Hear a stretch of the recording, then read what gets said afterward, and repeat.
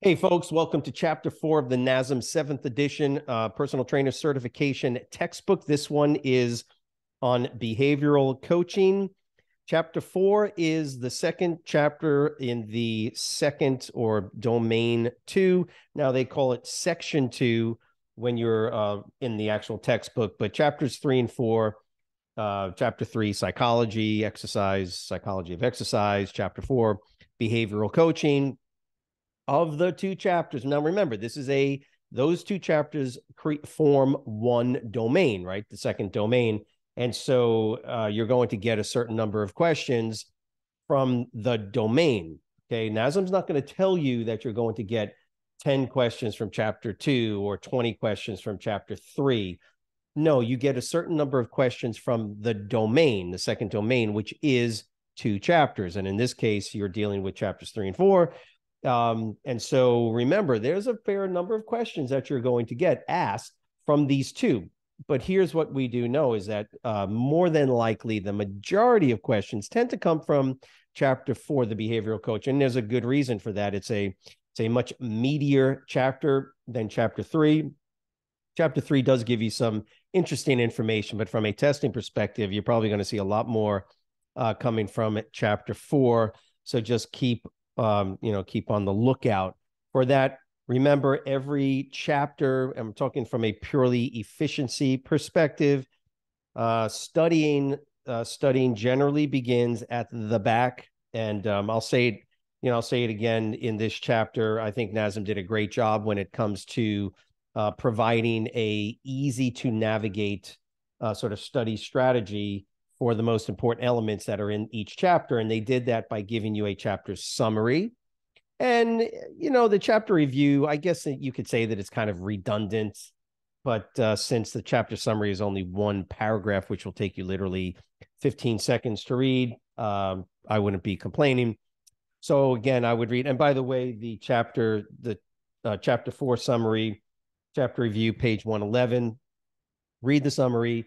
Remember, don't take notes on the summary and don't take notes on the chapter review. The note taking, if you're going to take notes on these areas, is going to come from the chapter highlights. Remember, what they've done for you is they've given you the bullet points. Look at the bullet point, read the bullet point itself, and then try to, I like to say it like this: crush it down to fewer and fewer words. Your goal ultimately from a memorization perspective is to take information, pieces of data that they've given you, and squeeze them down to the smallest possible number of words, because that's going to be easier to remember while still maintaining the general meaning of the sentence or the paragraph or whatever it is you're studying. We call that irreducible minimum number of words, or irreducible minimum clauses and words that are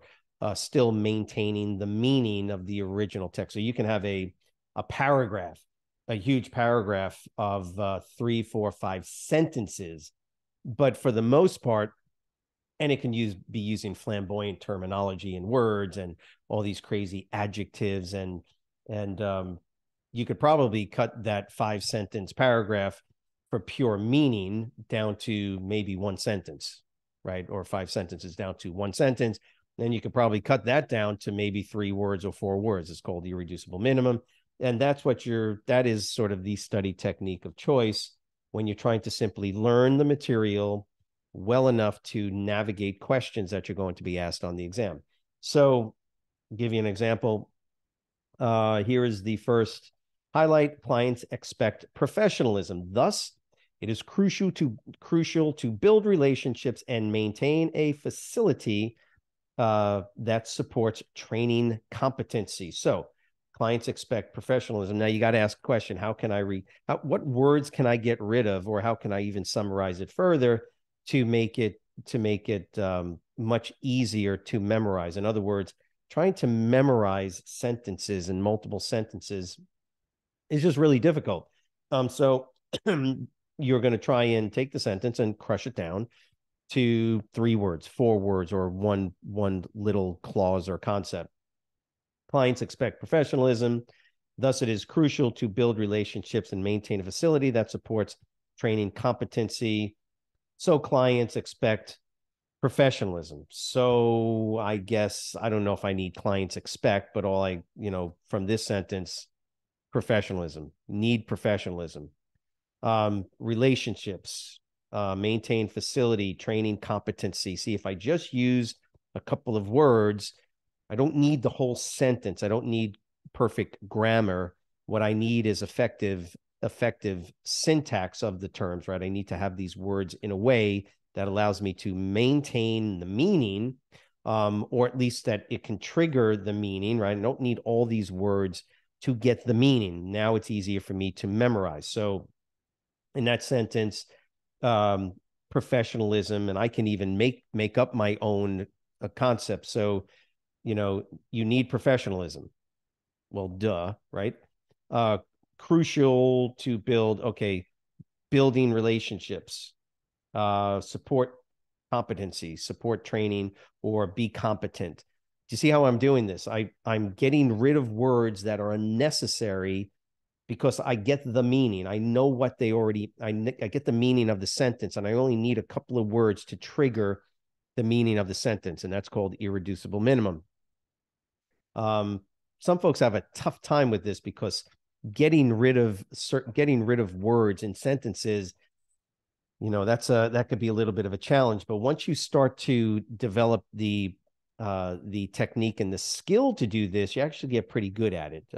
Interestingly enough, just as a little aside, speed reading, that's how speed reading works. If you take a speed reading course, what they try to get you to do is to read less words. That's how you read fast.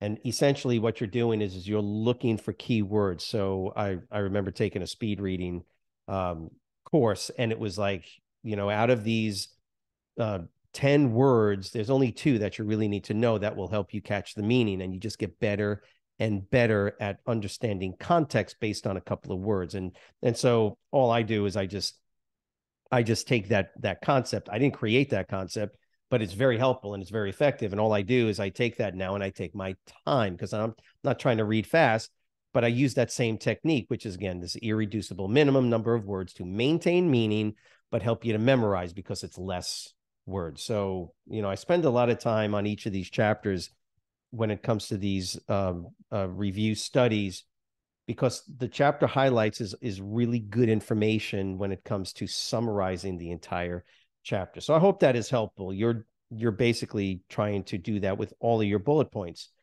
and you'll be surprised once you do it, and then you read the bullet points back to yourself, you'll actually remember what the basic gist of the sentence or the bullets were. So chapter 4, let's go back to the beginning. Now that you've done your initial work, we're going to start here on page 85. And what's the first thing we do? Well, we look over on the sidebar and we look to see if there are terms. 1, 2, 3, 4, 5, 6.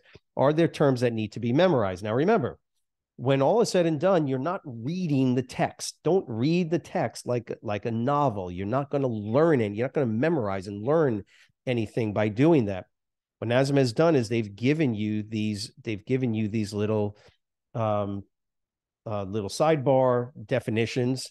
It's I hate to say it's cheating, but in a way you're dealing with material in a much more compressed, easy to understand way, because when you memorize these terms, when you know what these terms mean, you've effectively summarized what they've already put into the copy, into the actual written material. So that's step number 1. Know your sidebar terms. By the way, they have them in blue inside the actual text. So if you did want to read it because you like to read it, okay, there's your focus of memorization. Introduction to behavioral coaching, client expectations, certified trainers, and then boom, you hit the all important bullet points. And as soon as you hit bullet points, stop, slow down, and you may want to take some notes. Remember, what they've done is they've taken material and they have compressed it down for you. And these first ones up here, making eye contact, introducing yourself at the top of page 86. These are elements of good first impression. Okay, so you would write that. Good first impression. Boom. And then you would write down making eye contact, introducing oneself by name, right? These are in one sense already at quote an irreducible minimum, because look at the third one is smiling. It's a single word. I don't know how you get any, I don't know how you get to any more of a minimum than one word. So there you go. And then of course the next grouping of bulleted points are a little bit longer. So if you wanted to compress those down to, excuse me, a word or two, you can do that as well. Same thing. So you have, again, bullet points. This is page 86. 87 now takes us to the next important component in any of the chapters, which are the tables. Okay. So remember kind of the focus here. Any of the chapters, you go to the back, you have the bulleted points on the review component in the very back, right? And then you come to the beginning and you start memorizing the sidebar. See, so step one, go to the back. Step two, start at the beginning of the chapter and don't read it, but memorize, or at least look and get acquainted with the sidebar definitions. Okay, step number 3 is look for any bullet points as you're going through the chapter. That's 3. Step 4 is look at the tables. Because remember, they've done for you the hard work of taking lots of information and compressing it into a table. And that's what a table does for you. Table 4.1 is you got to memorize that. Now, when I say memorize, please take a step back. I'm not asking you to memorize the very sentences that they have in the definitions. What you do need to know is what are the desired outcomes. You should be able to know what the desired outcomes are when it comes to behavioral change techniques. Okay, so there's a bunch of change techniques. This is what they're going to ask you on the test. These are the questions that you are literally going to see in some way, shape, or form. So you do need to know the behavior change technique known as practice for mastery, right? This is the desired outcome, improved self-efficacy. So the way I would do it is go right over and on a sheet of paper, the very first time around for table 4.1, I would literally rewrite the table. And I know what you're saying. Holy cow, that's going to take so long. Well, here are your options. You can do it this way, which almost guarantees that you will memorize it. And there's a lot of time up front. Okay, you're putting a lot more effort up front, which almost guarantees that you're going to memorize it. Okay, that's just the reality of it. You do this correctly. That's one option. Your other option is probably the way you're thinking about doing it, which is, well, I'll just read it and I sure hope that I memorize it and then I'll move on. And then 15, 20 minutes later, you got to go back because you never memorize it. That's the inefficient way to do it. The efficient way to do it is to make the time you spend productive. And the way you make it productive is you read it and you rewrite it. You rewrite it a couple of times, you're going to be amazed at how much you've actually memorized. Okay. So table 4.1 is, of course, critical. You will for sure see multiple questions, probably just from that table alone. Okay. Pages 88 and 89, lots of terms that you need to at least be acquainted with or memorize. You could, again, and I've talked about this in other chapters, is you could also look at the heading titles, determinants of participation in exercise. And you can write down the subheadings. And then, of course, we get to page 89, which is the stages of change model. Step back. This is a key component to chapter 4. Okay, just keep that in mind. Know what all your stages of change are: pre-contemplation, and there it is, the individual. And by the way, you're going to see them definitions on the side. You just got to know these. Rote memorization, there's nothing wrong with rote memorization. In other words, simply memorizing for the sake of memorization. You got to be able to know it so you can regurgitate it on the test. Let me backtrack. Page 88, helpful hint box. Always recommend that you read those helpful hint boxes. And then pre-contemplation, contemplation, preparation, action, and maintenance. Page 90, you don't have to necessarily read the getting technical box, but if you want, that's fine. But you'll notice now, these now all NASM is doing on these pages is defining and expounding upon these different stages of change, which is unnecessary. All you need to know are the actual definitions. Maintenance, the client has been exercising for more than 6 months and is working to prevent relapse. Good. You don't need to read this whole area here. It's not necessary from a testing perspective. Okay. Training tip, not a bad idea. You could read that, of course. Now, the try this box, again, I'm not saying you're going to see any questions from this particular area on the test. You're probably not, but if it helps you to understand the different stages, then more power to you. Page 93 is, there it is, 2 boxes to memorize and your bulleted points, okay? So good communicators should strive to do the following. So that's what I would write. Good communicators strive to do the following, and then I would take notes on create a safe environment where challenging emotional issues can be discussed. Again, I would try to irreducible minimum, crush that down to a couple of words. Create a safe environment where challenging emotional issues can be discussed. Okay. Safe environment, discussion of issues, something like that.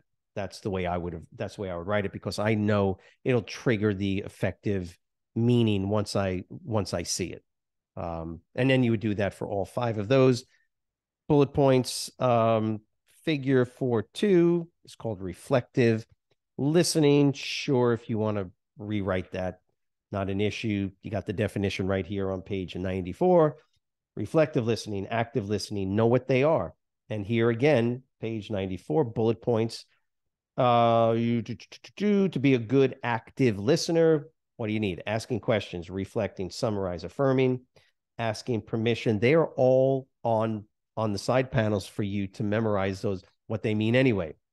But you should know them in sequence to understand that those are the 5 elements, okay, techniques to incorporate to prove or show that you are a good active listener. And of course, they have those expounded upon, which is why you don't need to read all of those. Pages 96 and 97, you're just going through that same expounded materials that you would have already just memorized simply enough by going back to page 94. Motivational interviewing, very important topic. You should know what it is. And it's not a bad idea, I guess, if you wanted to look at the subheadings: introduction, applying motivational interviewing, self-discrepancy, but there's your definition. Get the idea? Now, I know you're going to be tempted to read all of this, but that is an inefficient use of your time. Trust me. Go and look at your definitions. Okay, understand those first, because that's essentially what these are talking about. They're just expounding upon the basic definition. Change talk, sustain talk. What are they? Avoiding arguments. Table 4.2. Questions that promote change. I would be very familiar with tables 4.2. Those are great questions to ask on a test, okay, on the NASM exam. These are simply questions that promote change. And the idea is that in the trans-theoretical model, you're trying somehow or another to move people through the stages of change, ultimately to action and then maintenance. And there are great questions that you can ask that will assist and move people from pre-contemplation, perhaps, to contemplation, perhaps, to preparation, perhaps, to action, and then to maintenance. You don't need figure 4.4, not from a testing perspective. Strategies to enhance exercise adherence, page 99. Now you're on to page 100. Stretch your knowledge. Sure, read that box. What are some behavioral strategies? We've got goal setting, right? SMART goals. And by the way, you need to know the SMART goals. This is just a standard when it comes to goal setting, the goal setting paradigm, right? Specific, measurable, attainable, realistic, and timely. Know your bullet points. This is you got to slow down on this on page 101 so you understand the bullet points and you've memorized those. Now, it's not a bad idea to, again, in this case, yeah, okay, I'll I'll acquiesce and say you may want to read a little bit more into the text, but make sure you understand it. You're not just reading it. You got to rewrite it as well. Realistic, timely. Now we come to outcome versus process goals, right? Sound familiar? There's a good, helpful hint box. Training tip. Well, I would say that these questions, 2, 4, 6, 7 questions that are bullet pointed probably are more common sense than anything else. I'm not sure you're going to see any questions related to this particular box. And then enhancing self-efficacy goes back to the original heading title of behavioral strategy. So goal setting, and enhancing self-efficacy, planning, self-monitoring. See those subheadings that I'm talking about? Those all fall under the behavioral strategies. So again, you could write that down because they could ask a question, which of the following, all of the following are effective behavioral strategies except, right? And they'll give you goal setting, self-monitoring, planning, and then another one that's not the case. So again, now you're on page 105.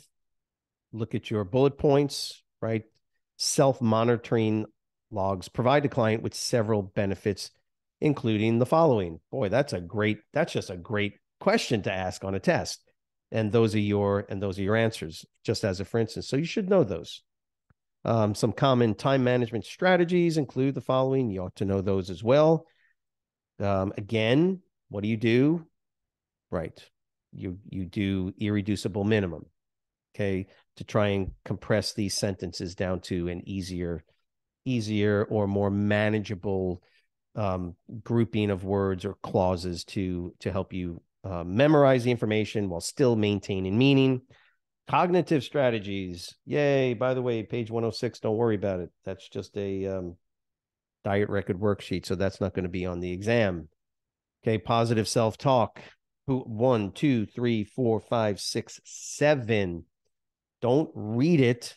Look at these guys. NASM put those over there for a reason, so that you can focus on the important elements of this entire page, which is all of these guys. Okay. Positive self-talk is a subheading. Imagery is another subheading. Move on. And by the way, yes, I know you saw that 107. There's your bullet points. These are challenging because these bullet points are long.